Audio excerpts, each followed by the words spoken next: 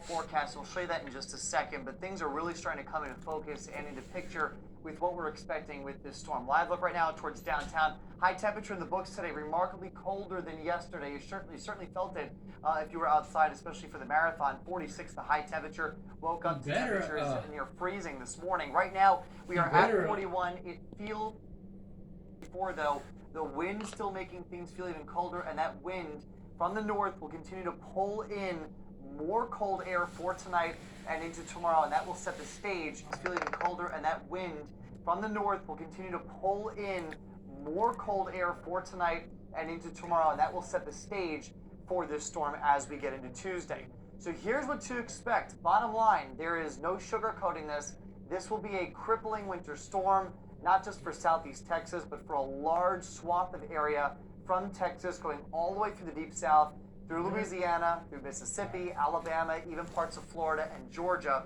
Travel to be completely halted. Both airports close at midnight tomorrow getting into Tuesday. So midnight Tuesday, Monday night into midnight Tuesday, airports close, travel will be halted. And then once the storm is over Tuesday afternoon, we're not done with the threat because extreme cold will set in then for Tuesday night getting into Wednesday morning before we can finally start to really thaw things out and get improvements going. So weather impact alert in effect as we get towards Tuesday and then Wednesday as well. Winter storm warnings now in effect. This is an upgrade from yesterday. Yesterday it was winter storm watch. Now that we are closer to the actual storm, they upgraded this to a warning. But again, it's not just us. Look at this map. From the U.S. and Mexico border all the way through Louisiana, we've got winter storm warnings, and then beyond that, winter storm watches getting into the Florida Panhandle. We're talking about the Gulf Coast beaches included in this winter storm, and that also goes all the way up towards places like Savannah and Charleston. So here's the bottom line. We're expecting heavy snow and sleet as we get into Monday night and Tuesday. The timing on this from 6 p.m. Monday to 6 p.m. Tuesday. So the timing has not changed at all from yesterday. There's really high confidence in that. The biggest impact will be impossible, or at least exceptionally dangerous travel across all of southeast Texas. So for the overnight, we're clear, we're cold, and still breezy. Temperatures drop to the upper 20s and low 30s. Tomorrow, our storm system begins to develop here across the lower Texas coast. Clouds begin to fill in ahead of it, but we don't see anything until the overnight. That's when snow finally starts to fill in. As quick as it's in, it's out by Tuesday afternoon. We actually may get some sunshine, but the morning hours Tuesday will be filled with heavy periods of snow. So here's the latest future track. We will stop the clock 10 p.m. Monday. Steady snow already breaking out for areas north of town.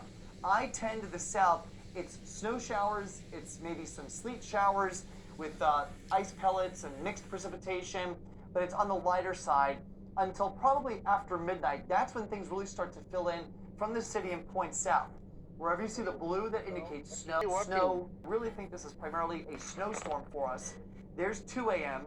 We take you all the way through sunrise Tuesday, 6 to 7 a.m. Snow is still thumping here across I-10, coming down heavy at times, maybe 1.5 to 2 inches per hour.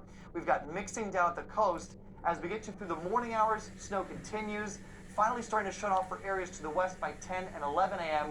Still coming down now for the coast out towards Chambers County, Port Arthur and Beaumont, and then eventually it all begins to exit by the time we get to Tuesday afternoon, and then sunshine starts to come out across the area.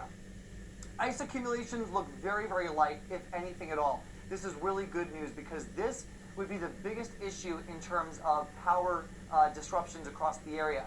You need this ice to weigh down tree branches, to weigh down power lines, to disrupt power, and we don't really see that being a huge concern. With ice totals like this in the hundredth, the few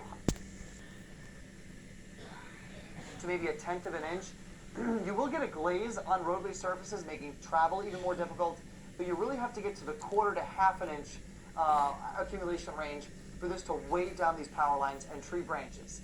So this is our high-resolution in-house computer model. That's what this is spitting out for snowfall totals. The general idea is I-45 into the east, heavier amounts, lighter amounts the farther west you go.